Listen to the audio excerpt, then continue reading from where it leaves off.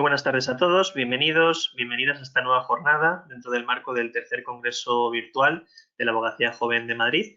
Nos acompaña esta tarde en la ponencia de actualidad del derecho de los animales en España María González Lacabex, que es abogada y directora del despacho Animalex, coordinadora del Grupo de Estudio de Derecho Animal del Ilustre Colegio de Abogacía de Vizcaya y vocal de Intercits, Operadores Jurídicos por los Animales.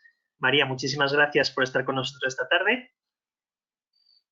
Muchísimas gracias a vosotros por contar conmigo. Gracias.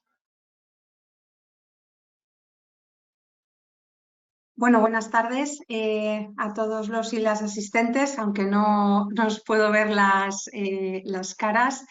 Bueno, muchísimas gracias a la agrupación de Jóvenes Abogados de Madrid, al Ilustre Colegio de la Abogacía de Madrid por hacer un hueco dentro de este tercer congreso virtual a esta temática, a esta disciplina jurídica que es el derecho de los animales. Qué duda cabe que cada vez más esta disciplina requiere o recibe más atención, una atención más específica por parte de los operadores jurídicos en general y de la abogacía en particular. Y muy ilustrativo de esto es el hecho de que en diversos colegios de la abogacía, creo que son ya casi 30, se han constituido y existen comisiones, grupos de trabajo, de estudios, secciones específicas centradas en esta temática. Así me consta que es en el Colegio de Madrid y lo es, como se ha dicho en la presentación, en el colegio del que yo procedo, el de Vizcaya.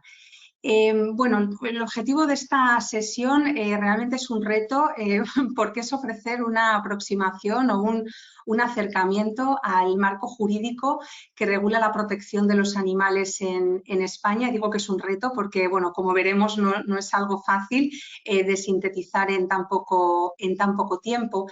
A mí me gustaría abordar este acercamiento a esta normativa desde dos perspectivas.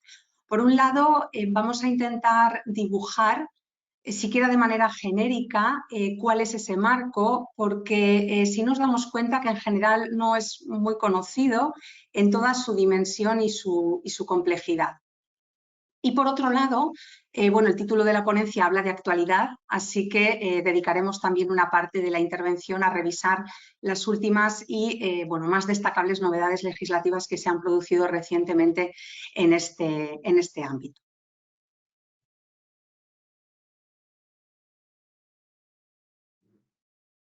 Entiendo que la presentación está yendo hacia adelante. Si hubiera algún problema, por favor, me comunicáis.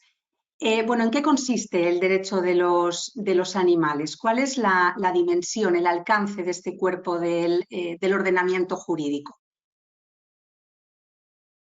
Bueno, el derecho de los animales nos habla de que dejar morir de hambre a un caballo pues es delito.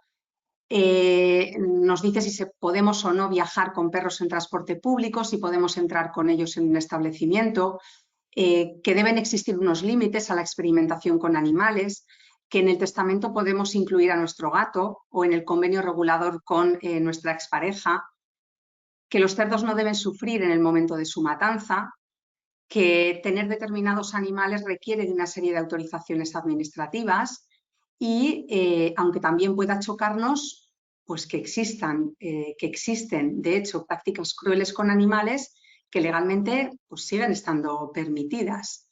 El derecho de los animales nos habla de todo este tipo de cosas y de muchas otras, ¿no? Y fijaos qué cuestiones tan distintas entre sí.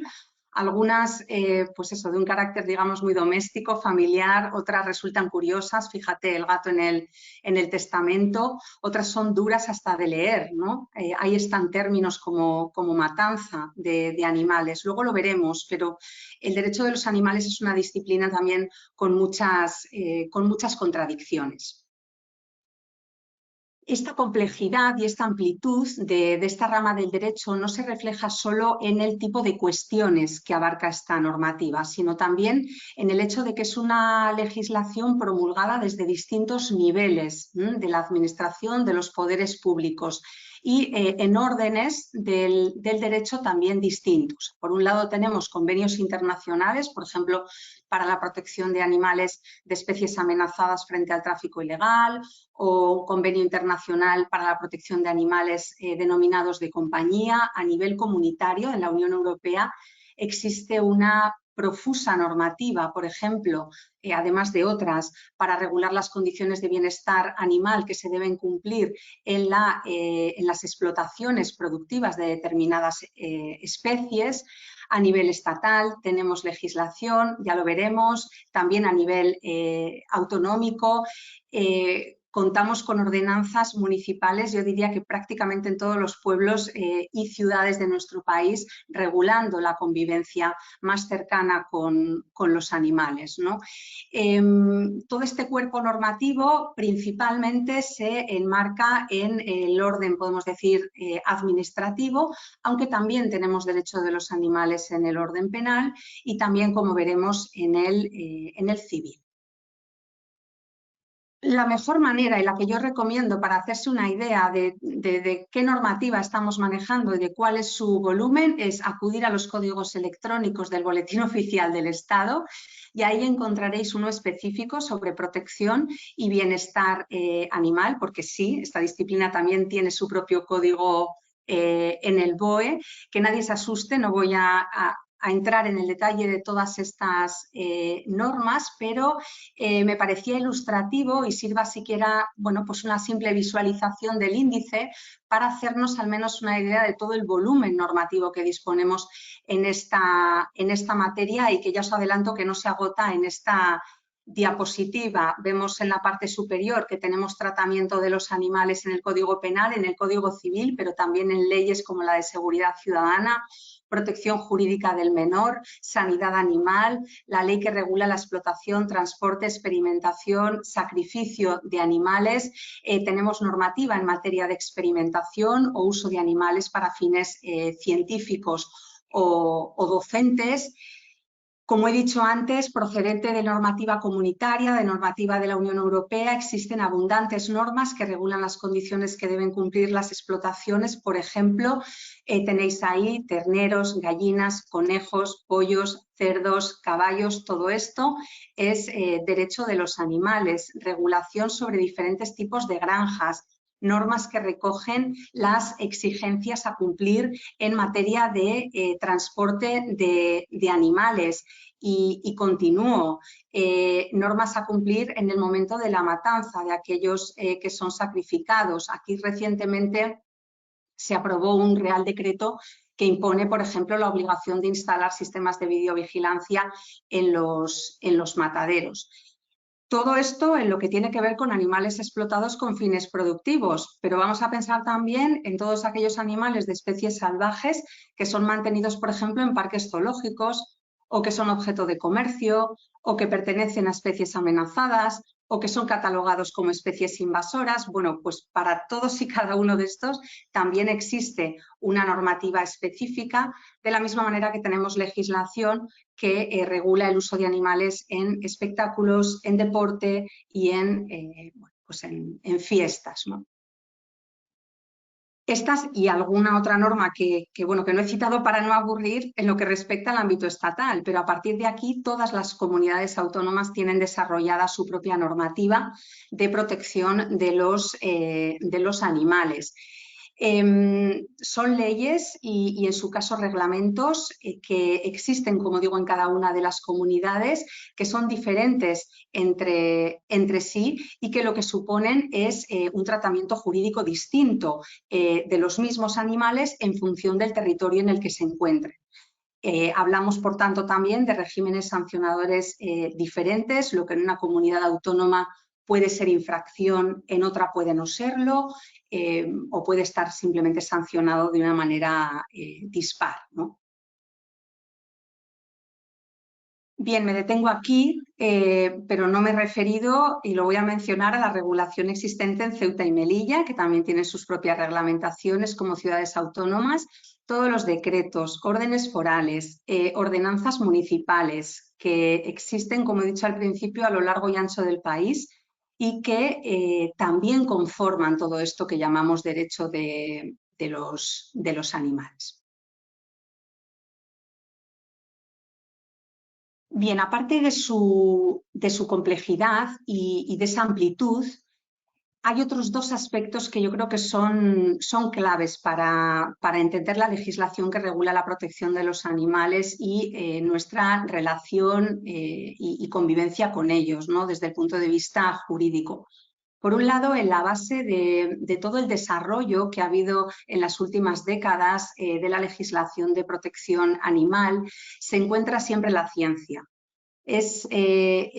Como punto de partida está la constatación científica de la capacidad de sentir de los animales no humanos, es decir, su capacidad de experimentar dolor, estrés, miedo, como digo, constatada desde la ciencia, ¿no? Y que consecuentemente, bueno, pues, nos lleva a una responsabilidad del ser humano a bueno, pues intentar evitar la crueldad y el sufrimiento innecesario del resto de animales con los que compartimos el planeta. Este es, como digo, el fundamento de toda esta legislación que se expresa muy bien en esa frase que veis en la diapositiva, que es como un clásico, ¿no? A la hora de explicar los fundamentos del derecho de los animales, una frase del filósofo utilitarista Jeremy Bentham, que bueno, pues precisamente lo que apuntaba es que la cuestión aquí no es si los animales pueden razonar o pueden hablar, sino si pueden sufrir. Durante estas décadas, la verdad es que la comunidad científica internacional ha ido bueno, pues desarrollando, estudiando qué se entiende por bienestar animal. Ahora mismo el modelo bueno, en el que se basan un poco estos criterios es el modelo llamado de los 5 dominios, es decir, los 5 aspectos a los que hay que atender, ¿no? Para poder garantizar el bienestar de los animales. Tienen que ver con su nutrición, con su entorno, con la posibilidad de desarrollar su comportamiento y con su salud física y su salud mental. Pero hay otro elemento más que no me resisto a citar para poder entender el derecho de los animales, que es absolutamente inherente a esta legislación, que es su incongruencia. Cuando nos acercamos a las leyes de protección animal, vemos que todas parten de una máxima, que es que bueno, maltratar a los animales, causarles daños, sufrimientos, ser crueles con ellos, esto no es aceptable, esto debe ser prohibido y en su caso sancionado, ¿no? Pero al mismo tiempo, estas mismas legislaciones excluyen o exceptúan de su ámbito de aplicación diversas formas de maltrato que, bueno, pues en un momento dado la sociedad considera pues, que deben estar permitidas. A esto me refiero con la incongruencia inherente al derecho de los animales, y es a medida que la sociedad va evolucionando, ¿no? Va tomando conciencia de que determinadas formas de tratar a los animales no tienen un interés que las justifique y está dispuesta a renunciar a ellas, pues que esa normativa de protección animal ha ido avanzando y ha ido desarrollándose.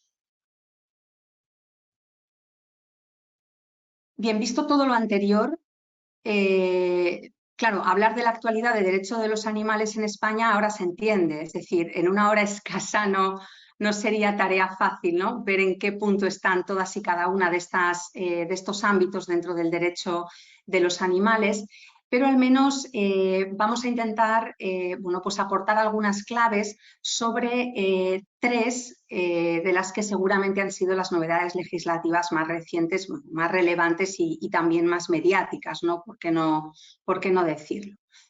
Y bueno, vamos a empezar con la reforma del régimen jurídico civil de los animales. Esta reforma entró en vigor en realidad hace ya más de un año, el 5 de enero de 2022.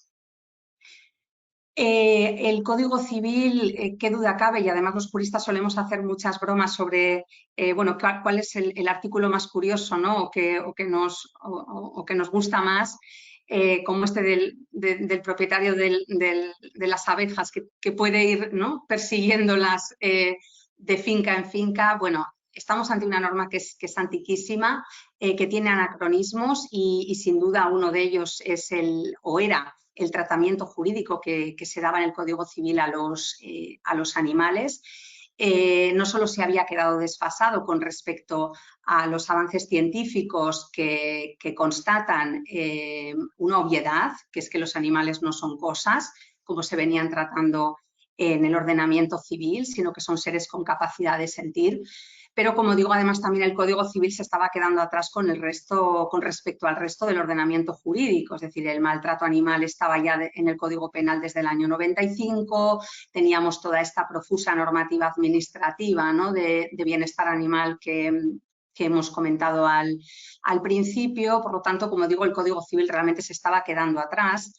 Y esto es importante destacarlo porque esta no ha sido una reforma caprichosa, y muy ilustrativo de esto fue el hecho de que contó con la práctica unanimidad, ¿no?, de los grupos parlamentarios en el momento de su aprobación. Bueno, ¿en qué ha consistido, ¿no?, brevemente, algunos flashes sobre esta reforma? La reforma parte de una declaración general, que es que los animales no son cosas, que son seres vivos dotados de sensibilidad, seres sintientes, y que así deben ser ejercidos, o teniendo en cuenta esta consideración, deben ser ejercidos los derechos sobre ellos. Los animales, con arreglo a esta reforma, siguen siendo objeto de propiedad y de comercio, pero lo que ha hecho el Código Civil ha sido introducir un factor que de alguna manera modula el ejercicio de esos derechos de disposición sobre los animales, de manera que su bienestar debe ser un criterio a tener en cuenta, por ejemplo, en situaciones de conflicto, ¿no?, entre particulares, como veremos. Esta declaración que se hace en el título sobre los bienes y la propiedad deriva después en menciones a lo largo del resto del articulado del Código Civil en los artículos relativos a la copropiedad, a la posesión, a la ocupación, mencionando de forma separada y diferenciada de las cosas a los animales. También encontramos una revisión del artículo relativo al hallazgo de las cosas, con una previsión específica al hallazgo de animales. Aquí realmente el Código Civil lo único que hace es adaptarse a lo que ya desde hace décadas había resuelto la normativa administrativa, regulando el procedimiento que hay que seguir en casos de pérdida o de abandono de animales. Y el Código Civil incorpora también, incorporó el año pasado, una previsión relativa a la posibilidad de retener a un animal que se encuentre en una situación indiciaria de maltrato o de abandono. Esto en realidad lo que es el soporte civil, podemos decir algo así, de las actuales medidas cautelares de protección de los animales que ya contemplan tanto la legislación administrativa como el propio Código Penal. Aquí también el Código Civil se puso al día. El Código Civil hace un reconocimiento de lo que son los animales, no cosas, seres sintientes, pero también reconoce el vínculo que se establece entre los seres humanos y los animales con los que convive, ¿no?, de manera más cercana. Y esto se concreta en previsiones como, por ejemplo, la relativa al derecho de quien asiste a un animal abandonado a ser resarcido de los gastos en los que haya incurrido para atenderlo. Y también, y esto nos va a ayudar mucho en la práctica procesal a la hora de invocar daños morales en esta materia, que es el deber de indemnizar también en concepto de este tipo de daños a quien tiene un animal que ha sufrido un daño, ¿no? Esos seres humanos que conviven con animales a quienes se ha dañado, bueno, pues se les reconoce también un daño moral derivado de esa lesión causada a su animal. Hay alguna otra previsión, como por ejemplo la incorporación de los animales ya de una manera más expresa en la previsión genérica que hace el Código Civil sobre el saneamiento por vicios ocultos. Bueno, pues aquí ya se determina, por ejemplo, la responsabilidad de los vendedores de animales por aquellas lesiones, enfermedades o alteraciones de la conducta que tengan origen previo a la venta. Seguramente uno de los puntos más mediáticos de esta reforma fue quién se queda con los animales en caso de nulidad, de separación o de divorcio. Se introducen ya a los animales formalmente en los acuerdos, en los convenios reguladores, en las sentencias judiciales a falta de dichos acuerdos, y aquí la novedad es que además de tener en cuenta el interés de los miembros de la familia o de los miembros de la pareja, pues hay que tener en cuenta también el interés del animal.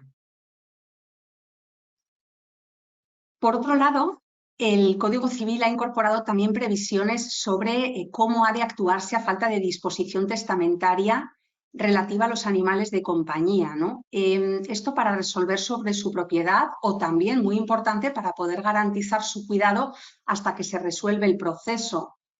Aquí, a propuesta de la Asociación de Operadores Jurídicos Intercits, diversas asociaciones de juristas de toda España, despachos, profesionales de la materia, pidieron a los grupos parlamentarios que se incluyeran previsiones de este tipo, porque evidentemente los animales no son bienes muebles que pueden esperar en una casa a que alguien los reclame, ¿no? O que se acuerde de ellos. Por eso eran consideradas importantes. Hay una revisión del artículo relativo a la decisión judicial sobre la guarda de menores, que también bueno, pues ha sido muy positivamente valorada, y es el hecho de haber incorporado dentro de los criterios que pueden ser valorados judicialmente a la hora de tomar esta decisión sobre los menores de edad, el tener en cuenta dentro de lo que es un contexto de violencia que el maltrato a los animales también debe ser considerado. Esta consideración del vínculo entre el maltrato que se ejerce a los animales y la violencia interpersonal, el especial impacto que el maltrato a un animal de compañía puede tener en los menores que viven en ese hogar o en esa familia, bueno, es una realidad constatada en diversos estudios e investigaciones. Esto fue bueno, pues una propuesta de la Coordinadora de Profesionales por la Prevención de Abusos, una organización que ha venido trabajando muy específicamente en el estudio de estas cuestiones y que, bueno, pues finalmente fue incorporada también en el nuevo Código Civil. Y ya para terminar, aunque siempre decimos que es la reforma del Código Civil, esta reforma también introdujo modificaciones en la ley hipotecaria y en la ley de enjuiciamiento civil para, bueno, abstraer, ¿no?, a los animales de la posibilidad de ser hipotecados y de ser embargados, sin perjuicio de que sí se mantiene la posibilidad de embargo a aquellas rentas, ¿no?, derivadas de los animales en sí.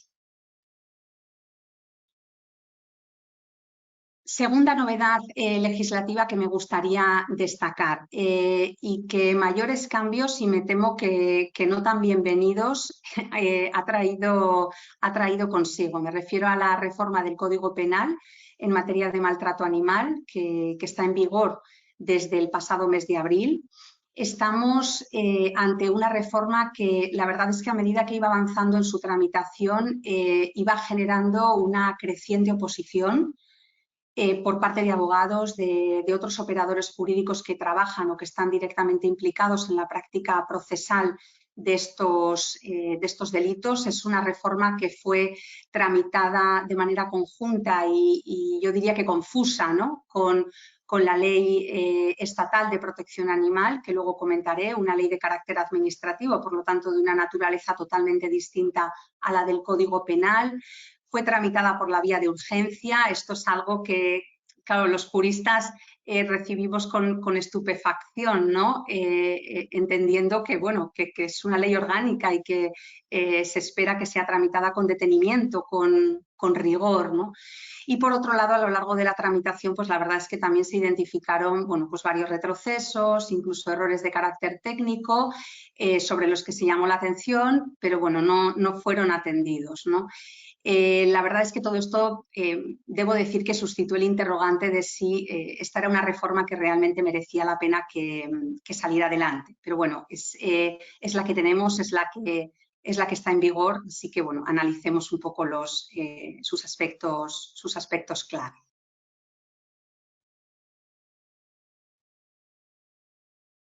Hay un cambio muy interesante y muy importante que no se destaca lo suficiente, ¿no?, de esta reforma y que además venía siendo reclamado desde hace tiempo.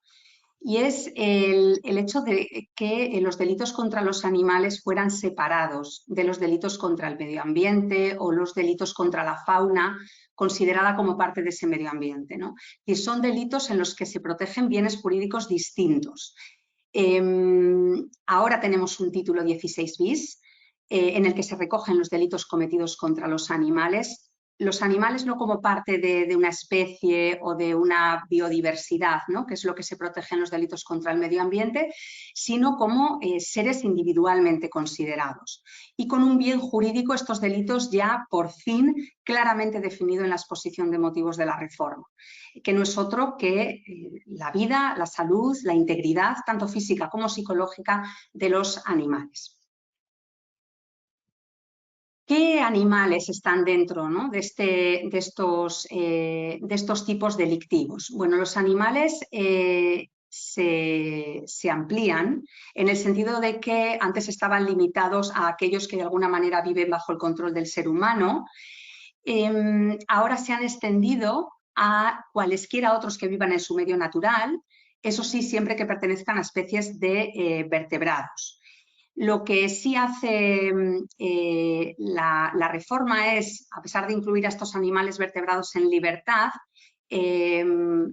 prever una respuesta penológica menor en el caso de que el daño se cause a este tipo de animales. Es decir, los animales, hay mayor reproche penal si son animales que conviven con el ser humano que si son animales en libertad. Respecto a las conductas típicas, estos delitos contra los animales se pueden seguir cometiendo por cualquier medio o procedimiento, cabe la modalidad omisiva. El mal causado al animal se tiene que haber concretado pues, en una lesión que puede requerir o no tratamiento veterinario, puede ser la muerte o puede ser simplemente un maltrato de obra, un maltrato en el que no existan lesiones o no se hayan podido acreditar. Dudas que se han planteado entre los juristas, pues qué se va a entender por tratamiento veterinario, qué conlleva el restablecimiento de la salud. Bueno, pues no tenemos recorrido suficiente para saber cómo va a ser esto interpretado, ¿no?, en sede judicial, pero ahí está. En cuanto a la tipificación de estos delitos, sí quería destacar una de las grandes ausencias, uno de los principales reproches que se han hecho a esta reforma, que es la destipificación de la explotación sexual de animales, que sí estaba prevista en el anterior artículo 337 como forma de maltrato animal. Los actos de carácter sexual con animales se introducen en el tipo penal, en el redactado, pero de manera absolutamente ejemplificativa, yo diría que vacía de contenido e innecesaria, pero están sujetos a que se haya causado una lesión. Por lo tanto, no son conductas que estén tipificadas como tales. Este, como digo, fue uno de los grandes retrocesos que se han reprochado a esta reforma. Hay algún otro término que también ha empezado a suscitar algunas dudas sobre cuál será la interpretación que se le vaya a dar. En el anterior tipo penal se hablaba de maltratar injustificadamente. Si injustificadamente se consideraba que era un término demasiado amplio, que debía ser concretado, ¿no?, en algo así como fuera de la legalidad o sin amparo legal para ello. Bueno, finalmente se optó por esta expresión, fuera de las actividades legalmente reguladas, que, como digo, bueno, pues ha suscitado varias dudas, ¿no?, sobre si aquí pues alguna interpretación un poco retorcida podría dejar algunas conductas de maltrato impunes, ¿no? Queremos pensar que esta expresión se interpretará teniendo en cuenta cuál fue el espíritu, ¿no?, de la reforma y la voluntad del legislador.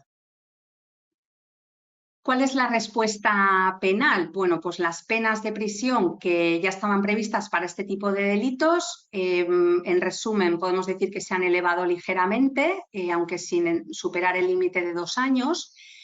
Y aquí, como novedad, sí que se ha introducido la pena de multa para el tipo básico y el tipo agravado de muerte. Esta es una pena que antes no existía, se preveía únicamente prisión y también ha sido calificado como un retroceso en esta evolución, ¿no?, del Código Penal en materia de maltrato animal, en la medida en que, y esto es un hecho objetivo, una multa es una respuesta penal a una conducta que se considera de inferior gravedad que cuando está prevista la prisión. También ha habido alguna reducción bastante llamativa, por ejemplo, en la pena de multa establecida para el maltrato de obra, que baja de un máximo de 6 meses de multa a 2 meses, ¿no?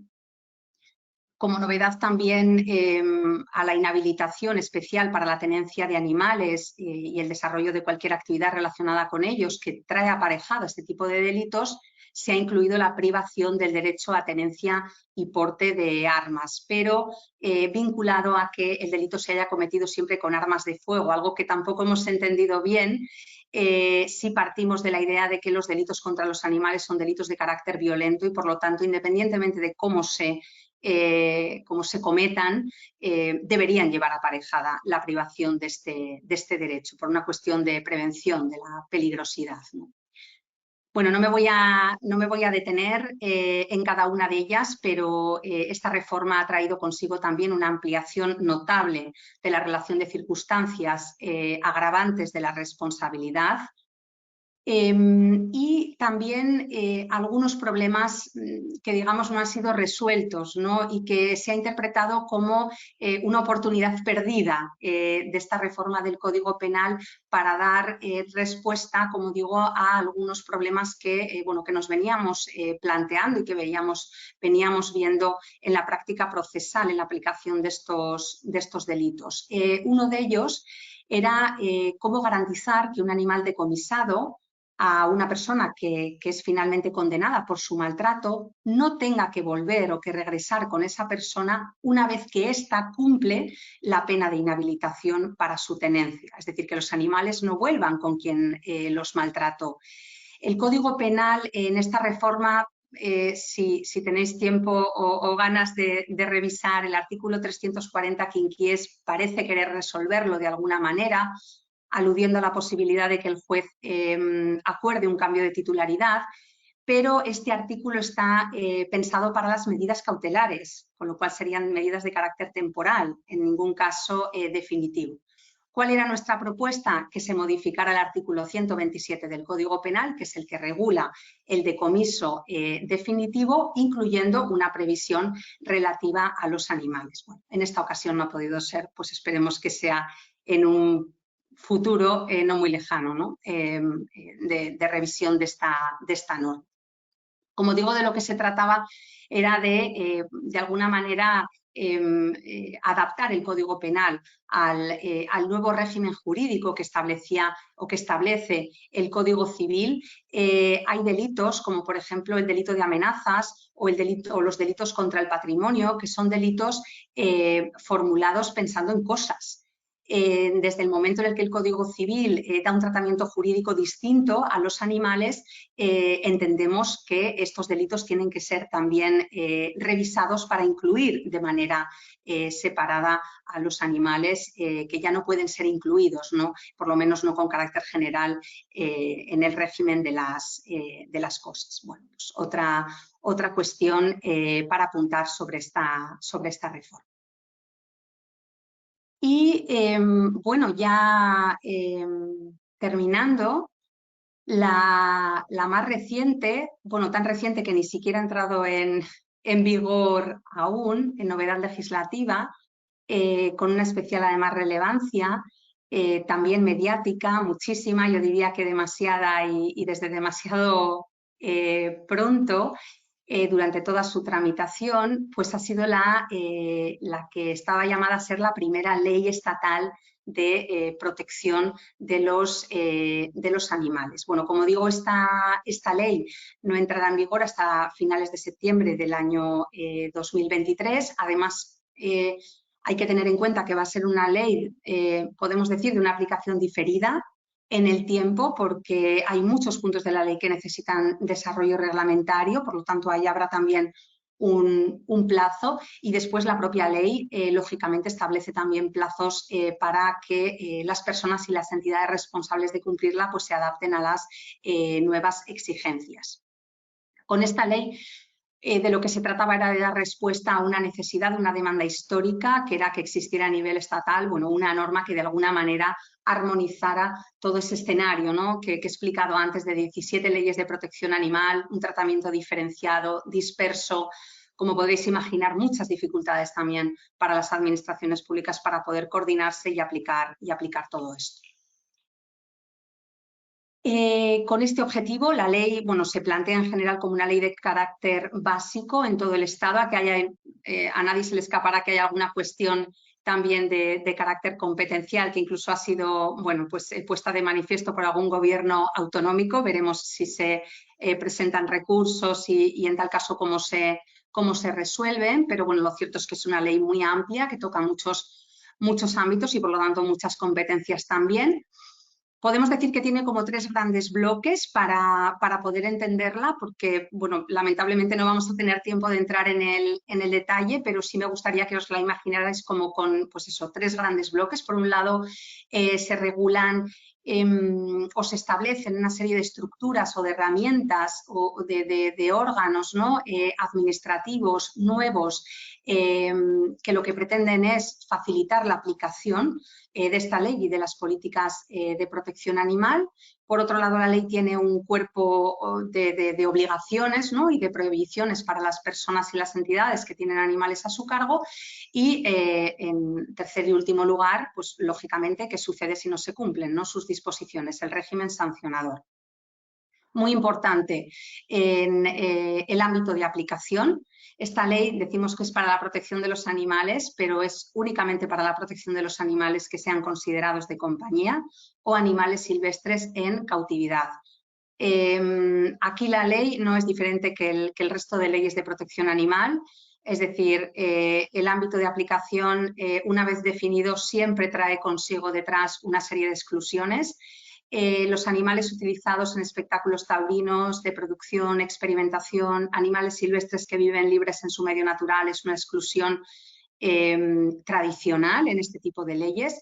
La novedad con esta ley es que incluye una nueva que afecta a todos aquellos animales que son utilizados en actividades deportivas, de cetrería, perros pastores y de guarda del ganado también quedan fuera, perros de rescate, animales utilizados en intervenciones asistidas, animales de las fuerzas y cuerpos de seguridad, de fuerzas armadas. Expresamente se cita perros de caza, realas, animales auxiliares de caza. Bueno, todos estos animales quedan fuera. Como digo, es una exclusión muy novedosa, antes no existía. Engloba a una variedad de animales muy amplia, actividades que antes nunca habían sido excluidas de este tipo de leyes. En el caso de los perros, además, se está introduciendo una distorsión especial porque estos animales siempre habían recibido la misma consideración como especie y, sobre todo, desde el punto de vista jurídico, sienta un precedente muy peligroso que puede ser replicado en normativas autonómicas.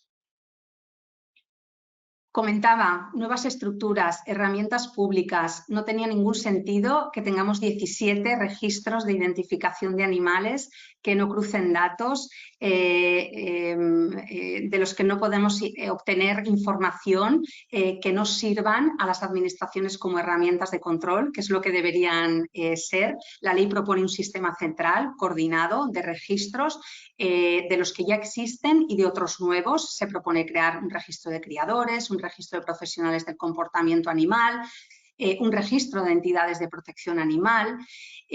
Otra de las grandes carencias que tenemos en este ámbito es que no hay datos estadísticos. Esta ley plantea una herramienta para poder solucionarlo, además de, bueno, pues algunas propuestas a nivel de planificación, tanto por parte del Estado como por parte de las comunidades autónomas.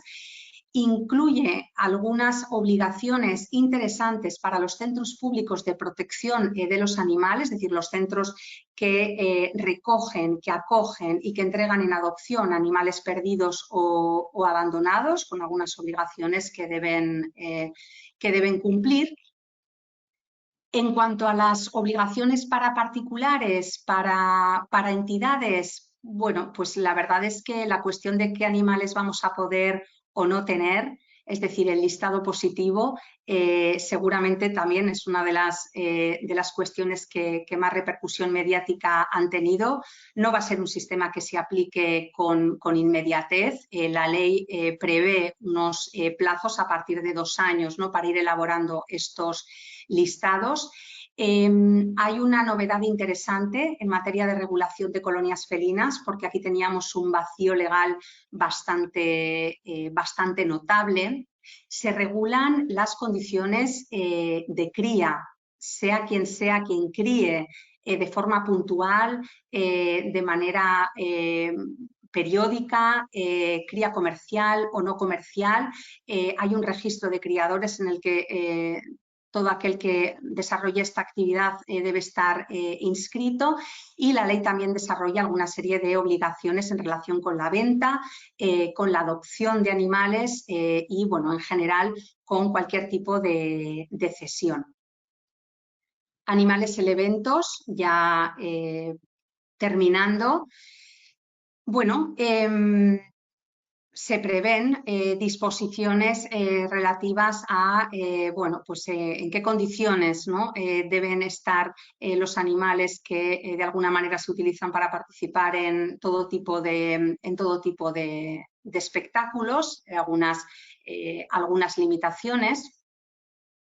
Y por último, y ahora sí ya terminando, porque además veo el tiempo, no sé si estoy en hora, pero para que quede un ratito por si acaso alguien tiene alguna cuestión.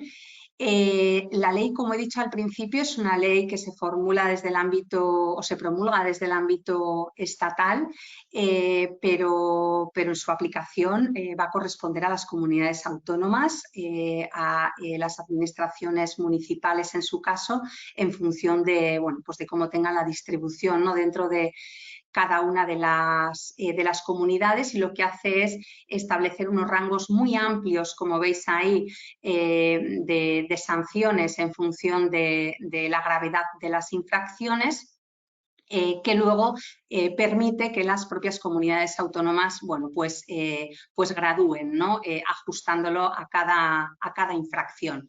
Hay una relación también de sanciones accesorias muy importantes a nivel de prevención, de reincidencia o de la comisión de nuevas infracciones, pero que tampoco son novedosas. La mayoría estaban ya incluidas en la normativa administrativa que ya teníamos. Bueno, como decía al principio, bueno, muchas ideas, ¿no?, muy condensadas, me temo, pero bueno, el objetivo un poco de la sesión era intentar transmitir de algún modo la idea con la que comenzaba, ¿no?, que a veces escuchamos, ¿no?, cuestionamientos sobre si existe una disciplina, ¿no?, como tal, del derecho de los animales. Bueno, pues basta hacer este ejercicio rápido, este repaso rápido que hemos hecho sobre la normativa que actualmente manejamos para responder categóricamente que sí, que por supuesto que estamos ante una disciplina con una entidad propia, una disciplina que ya hemos visto que es compleja, que es muy amplia, muy técnica en algunos puntos. Una disciplina que también, insisto, lleva inherente también una contradicción. Es un ámbito del derecho que además es profundamente interpelador, porque nos está continuamente cuestionando, ¿no?, nuestras formas de relacionarnos con el resto de animales, ¿no?, con los que compartimos el el planeta. Y en ese sentido también es una disciplina muy, muy transformadora, ¿no? de nuestro ordenamiento jurídico, una disciplina que afortunadamente sigue en desarrollo y en auge. Así que nuevamente reiterar el agradecimiento a AJA Madrid y al Colegio de la Abogacía de Madrid por permitirnos crear este espacio y este hueco para hablar de esta materia, y a todos los asistentes por su paciente atención. Gracias. Y gracias a ti, María, por tenerte esta tarde con nosotros. Mira, hay una pregunta del compañero Alejandro, la ha formulado muy al principio y igual es algún punto también que se ha tocado, y es si si toda la normativa posterior de la que nos has comentado impacta de alguna manera sobre la legislación de la caza, o sea, sobre toda la legislación que hay en normativa de caza. Una cosa es la regulación de la caza como actividad. Como actividad tiene su propia regulación y esta normativa no incide en regulación de la caza, ¿no? Como actividad. Lo que incide es en las condiciones en las que deben tenerse, deben cuidarse, deben protegerse determinados animales. En este caso, ni siquiera los animales que son utilizados para la práctica de la caza estarían incluidos en esta ley, porque quedan expresamente excluidos, como he comentado al mencionar el artículo primero de la ley que define el ámbito de aplicación y que los excluye, como digo, expresamente: perros de caza, realas y animales auxiliares, ¿no? Empleados para la actividad cinegética. Estos animales quedan fuera de la ley. Se les seguirán aplicando las normativas autonómicas que ya existían, ¿no? Y el resto de legislación. En lo que tiene que ver con lo que es el desarrollo de la actividad de la caza en sí, tampoco, simplemente porque queda fuera del ámbito de aplicación, tiene su propia regulación y esta ley no la afecta. Muchas gracias. La compañera Ana María Oliva acaba de formular una pregunta. Dice que le gustaría saber sobre las negligencias veterinarias con resultado de muerte del animal, que qué consecuencias tendría. Esto es una cuestión que nos saca del ámbito administrativo y nos lleva al civil. Si estamos ante una negligencia, no estamos en el orden penal, porque los delitos contra los animales son delitos dolosos, por lo tanto queda descartada, por lo menos con la tipificación actual, las imprudencias y las negligencias. Lo que nos llevarían, como digo, es al ámbito civil, el ámbito de una responsabilidad civil contractual, pues por infracción, ¿no? de la lex artis y pues de lo que se entiende que debe ser una práctica veterinaria correcta, ¿no? En función de las circunstancias y del conocimiento veterinario de ese momento. No cambiaría nada, por lo tanto, en ese sentido. Seguimos aplicando el mismo régimen jurídico de los que teníamos ya con el Código Civil en la mano. Y una última pregunta, María, que nos la formula la compañera Andrea. ¿Qué otros países, hablando un poco de derecho comparado a nivel europeo, llevan también, si España lleva también esa delantera, o si está a la vanguardia con respecto a la regulación en materia de derecho animal, o que otros países también están a la vanguardia como nosotros a nivel de la Unión Europea? Bueno, yo creo que la verdad es que el término a la vanguardia se utiliza mucho, no sé si vas en el ámbito político o a la hora, ¿no? de presentar nuevas normas. Bueno, yo diría que en España, con la aprobación de este tipo de normas o con estos desarrollos legislativos, como mínimo no somos, si se me permite la expresión coloquial, no somos unos marcianos, ¿no? Es decir, estamos siguiendo una evolución que está siguiendo el resto de ordenamientos jurídicos de nuestro entorno más cercano y también más lejano, ¿no? De algunos países de Latinoamérica, ¿no? Nos llegaban, ¿no? De vez en cuando algunos cuestionamientos como, por ejemplo, pues sobre la personalidad jurídica de animales no humanos, por algún pronunciamiento judicial en ese sentido, introducción de los animales en la Constitución. Es decir, esto es una cuestión, ya digo, no es de España, no es de la Unión Europea, es a nivel internacional, una evolución que están siguiendo todos los países en general.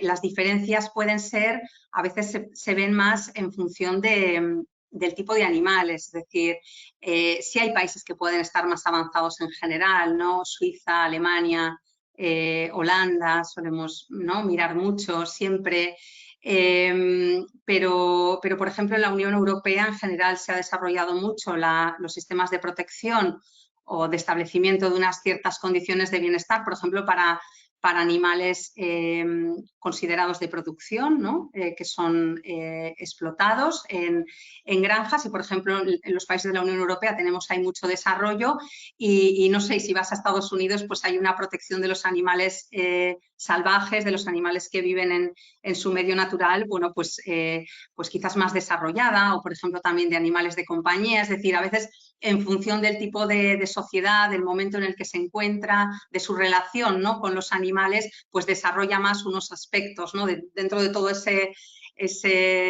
entramado normativo que he descrito al principio. Pues bueno, algunos países empujan más en una línea o en otra. Volviendo otra vez a la pregunta, realmente en España lo que estamos haciendo es seguir esa evolución. No es que a nadie de repente se le haya producido un cortocircuito y haya decidido que tenemos que hacer esto. Es que es una evolución que están siguiendo todas las sociedades y en consecuencia todos los ordenamientos en general. Pues muchas gracias, María, por la aclaración sobre la pregunta.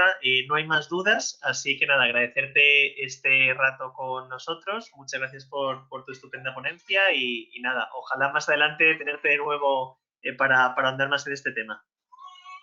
Muchísimas gracias a vosotros, un placer.